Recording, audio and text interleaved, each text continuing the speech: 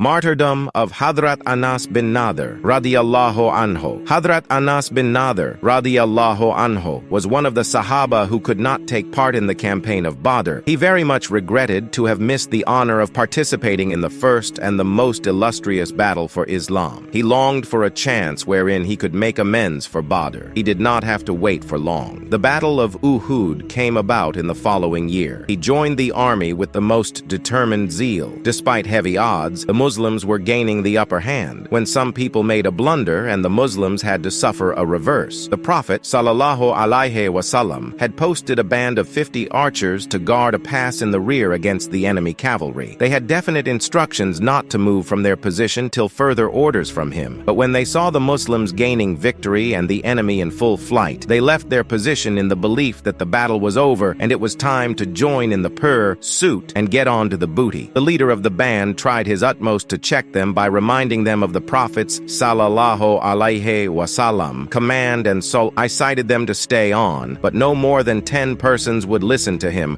arguing that the orders given by the Prophet Sallallaho, alaihe, wasallam were only for the duration of the actual fight. The enemy cavalry then noticed the unguarded pass in the rear, made a flank movement, forced a passage through it, and fell right on the rear of the Muslims, who were preoccupied with the booty. It was in this state of affairs that Hadhrat Anas, Radhiyallaho anho, saw Hadhrat Sa'ad bin Ma'az, Radhiyallaho anho, passing in front of him. He shouted to him, "Oh Sa'ad, where are you going? By Allah, I smell the fragrance of paradise coming from Mount Uhud." Saying this, he threw himself into the very thick of the enemy and fought tooth and nail till he met his martyrdom. After the battle, it was found that his body had been mauled and mutilated to such an extent that only his sister could identify him, and that barely from the fingertips. No less than 80 wounds of arrows and swords were counted on his body. Those who strive in the path of Allah with sincerity and devotion taste the pleasures of paradise even in this world, and so did Anas, Radhiyallaho anho, smell the fragrance of paradise.